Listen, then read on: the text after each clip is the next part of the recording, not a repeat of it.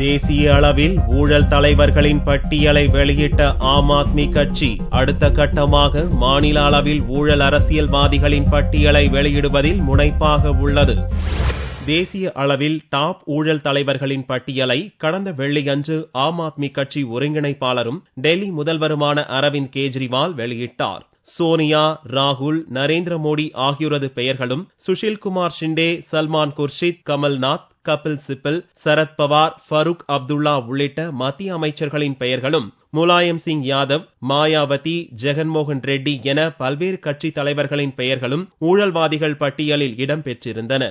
ஊழல் தலைவர்கள் பட்டியலை வெளியிட்டதற்காக நாடு முழுவதும் இருந்து கெஜ்ரிவாலுக்கு கடும் கண்டனங்கள் கிளம்பியுள்ள நிலையில் அடுத்த கட்டமாக மாநில அளவில் ஊழல் தலைவர்களின் பட்டியலை வெளியிட ஆம் ஆத்மி கட்சி திட்டமிட்டுள்ளது. பல்வேறு மாநிலங்களைச் சேர்ந்த ஊழல் கரை படிந்தவர்கள், கிரிமினல் வழக்குகளில் சம்பந்தப்பட்டவர்கள் மற்றும் வாரிசு அரசியல் நடத்தும் அரசியல்வாதிகள் பட்டியலை தயாரிப்பதில் ஆம் ஆத்மி கட்சி முனைப்புடன் செயலாற்றி வருகிறது. லோக்சபா தேர்தலை தொடர்ந்து ஹரியானா, மகாராஷ்டிரா மாநில சட்டசபை தேர்தல்கள் நடக்க உள்ளதால் முதல் கட்டமாக அவ்விரு மாநில ஊழல்வாதிகளின் பட்டியலை வெளியிட திட்டமிட்டுள்ளதாக மகாராஷ்டிரா மாநில ஆம் ஆத்மி கட்சி தலைவர்களில் ஒருவரான சுபாஷ் வரே தெரிவித்தார். தேசியவாத காங்கிரஸ் கட்சி தலைவர் சரத்பவாரின் மகள் சுப்ரியா, முத்திரைத்தாள் ஊழல் வழக்கில் சிக்கிய மகாராஷ்டிர முன்னாள் துணை முதல்வர் சக்கன் புஜ்பால், அவரது மகன் சமீர் மற்றும் ஹரியானா முதல்வர் பூபிந்தர் சிங் ஹூதாவின் மகன் தீபேந்தர் சிங் உள்ளிட்டோரை எதிர்த்து போட்டியிட உள்ள ஆம் ஆத்மி வேட்பாளர்களை கட்சி தலைமை முடிவு செய்துவிட்டதாகவும் கூறப்படுகிறது.